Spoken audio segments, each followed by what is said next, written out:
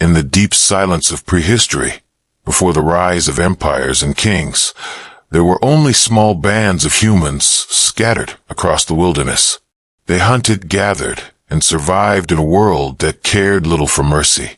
Long before written language or the sound of steel on steel, the first wars had already begun, not recorded in books or legends, but etched into bones buried beneath the earth.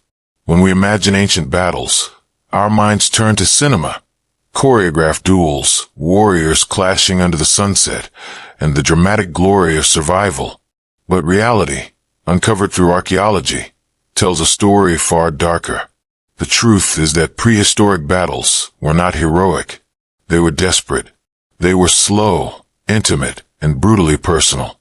Imagine a group of early humans, 20 or 30 individuals, camped near a river during the dry season. Their tools are primitive, their shelters simple, their food scarce. Every day is a gamble with death. When another tribe appears on the horizon, perhaps seeking the same hunting grounds or a patch of fertile land, there are no negotiations, no treaties, no written laws. There is only fear. In that fear, something ancient awakens, the instinct to protect, to strike first, to survive. These moments, fleeting and bloody, are the earliest chapters of human warfare. Archaeologists have found the evidence scattered across prehistoric grave sites. One of the most haunting lies along the banks of the Nile in northern Sudan, at a site called Jebel Sahaba. It dates back roughly 13,000 years, long before the first civilizations rose in Mesopotamia. When scientists uncovered the skeletons, they found that many were riddled with stone arrowheads embedded in their bones. Some skulls were fractured, others pierced through the spine or ribs. It was not an accident or a single act of violence. It was an organized massacre, one of the first known in human history. Men, women, and even children bore the marks of conflict. Under the microscope, the story becomes clearer. The flint tips used in those attacks were carefully crafted, shaped for flight and penetration. Some victims were struck multiple times, in the back, suggesting they were running, fleeing, trying to escape. Others were hit while already on the ground. In that ancient valley, 1,000 generations before the pyramids, human beings turned their weapons not on animals, but on each other. Prehistoric warfare was not conducted on open fields or in grand formations. It was hidden, chaotic, and personal. Ambushes were common. Raids were sudden and swift. A single attack could wipe out an entire group. The weapons themselves were terrifying in their simplicity. Sharp stones, wooden clubs, bone-tipped spears. Unlike the clean, stylized deaths shown in films, these tools caused slow, agonizing injuries. A blow from a stone axe didn't slice, it shattered. Bones splintered, skulls cracked, and wounds festered with infection. Death often came hours or days later. The brutality of these encounters wasn't born from cruelty alone. It was born from necessity. In a world without farms or storage, survival depended on territory, the right to hunt, the right to drink, the right to exist. When food was scarce, another tribe meant competition. Each confrontation was a matter of life and extinction. Anthropologists believe that this pressure shaped not only our behavior, but even our evolution. Cooperation within tribes strengthened, loyalty deepened, and aggression toward outsiders grew. Violence became a part of our biology, a survival tool written into the fabric of humanity itself. In Europe, remains from Mesolithic and Neolithic periods tell similar stories. At a site in Germany known as Talheim, archaeologists unearthed a mass grave containing the skeletons of 34 people, men, women, and children, all killed around 7,000 years ago. Their skulls showed fractures from blunt weapons, their bones marked by fatal blows from stone axes. There was no sign of a defensive fortification, suggesting the victims were caught off guard. The attackers likely struck at dawn when the settlement slept. The massacre was total. Even in death, the victims were not honored. Their bodies were thrown into a pit. This was not war for glory. It was extermination for survival. When we look back through these bones, we see patterns that mirror our modern instincts. The same fear of scarcity, the same desire to protect one's group, the same readiness to see outsiders as threats. Movies portray battles as moments of honor, a test of courage and skill, but prehistoric humans fought for something far simpler: to live another day. There was no honor in killing, only the raw calculation of survival. And yet, this violence may have also forged the first bonds of human unity. In the face of danger, families stood closer. The first concept of us and them was born. Weapons evolved slowly, but their purpose remained constant. A sharpened stick hardened in fire could pierce animal hide or human flesh. Later, flint blades were tied to wooden handles with sinew, forming primitive spears and axes. These were not mass-produced tools, but personal creations, each one a reflection of its maker's experience and fear. When wielded, they required strength and precision. A single mistake could mean death. In close combat, there were no long distances, no shields of metal. Combatants saw each other's faces, the fear, the rage, the final breath. To fight was to confront death in its rawest form. Psychologically, these moments must have been overwhelming. There were no professional soldiers, no concept of warfare as a vocation. Each fighter was also a hunter, parent, a member of a fragile community.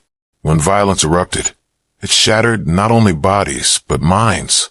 The trauma of such encounters is invisible in the archaeological record, but it surely existed. The grief of losing kin, the fear of revenge, the endless cycle of retaliation. These emotional scars are as old as humanity itself. Over time, as small bands grew into tribes and tribes into early settlements, the scale of violence expanded. Fortifications began to appear. Wooden walls, defensive ditches, and watchtowers, all signs that humans were learning not just to fight, but to plan for fighting. At sites across Europe and the Near East, archaeologists have uncovered evidence of these early strongholds. They speak of a world where danger was constant, where even in times of peace, fear lingered on the horizon. In some regions, conflict may have been ritualized, a grim precursor to organized warfare.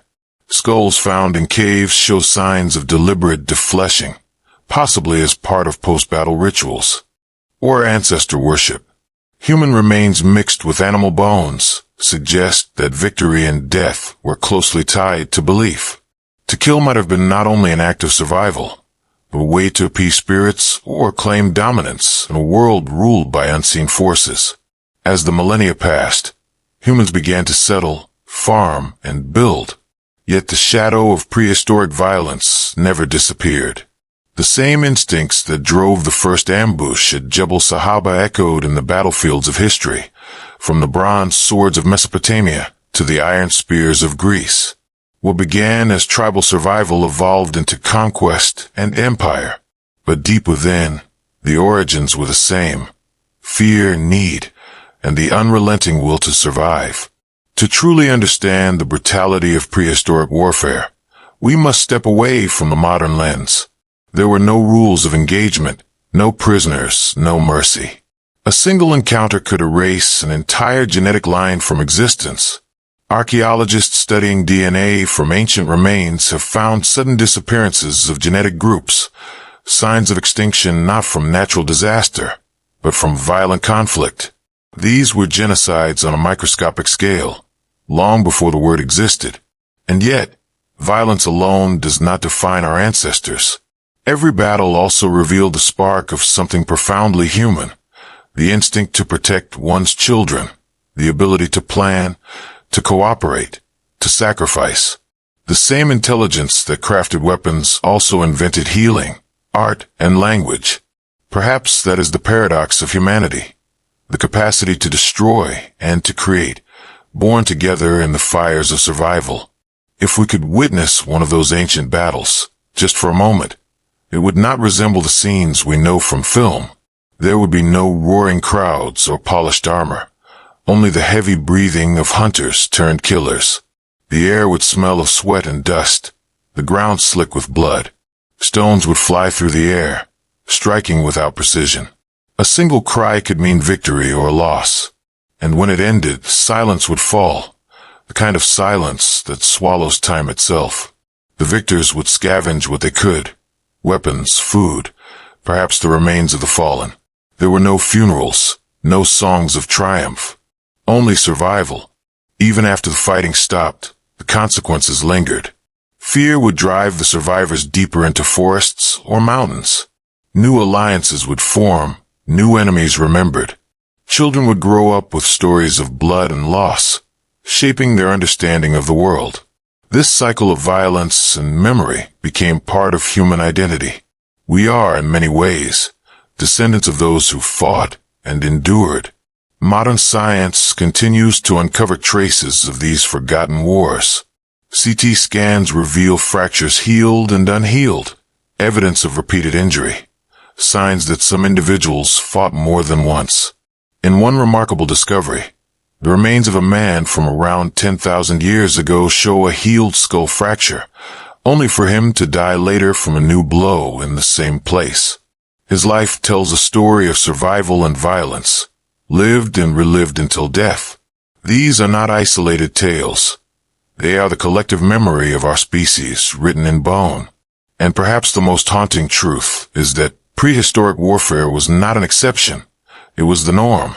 For tens of thousands of years, conflict was as natural as the changing seasons. There were times of peace, but peace was fragile, always waiting for scarcity to return. When it did, humans reverted to what they knew best: fight, flee, or die. Yet through that endless struggle, humanity learned resilience. The same intelligence that sharpened a stone also built the first shelters, tended the first fires, and imagined the first gods. Violence was part of our evolution, but so was cooperation. Every weapon invented was followed by a tool for creation. Every act of destruction pushed us to seek meaning. Today, when we watch ancient battles recreated on screen, it's easy to be captivated by the spectacle, the charging warriors, the clash of power. But the real story lies buried in the dirt, silent and cold. It is the story of hunger, fear, and the fragile spark of life. The people who fought in those wars were not heroes or villains. They were survivors, no different from us in their desire to protect what they loved, and no less human in their capacity for violence.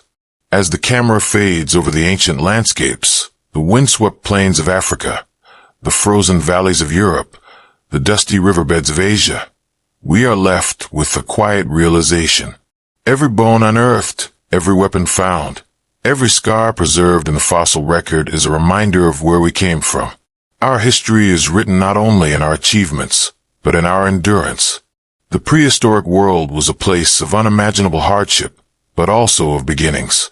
Out of the blood and chaos, humanity forged the skills that would one day build civilizations. The first wars gave birth to strategy, unity, and eventually, peace. Fragile and temporary though it was, the price was immense, but it was through that price that we learned what it means to be human. In the end, the story of prehistoric battles is not just about brutality. It is about transformation. It reminds us that the instincts that once kept us alive still echo in our hearts. The same fear, the same courage, the same fragile hope. The difference is that now, we have the power to remember, to understand, and perhaps, to choose a different path. Because behind every scar and fossil record, there's a story of survival. And behind every story of survival, there's a glimpse of who we are, and who we might still become.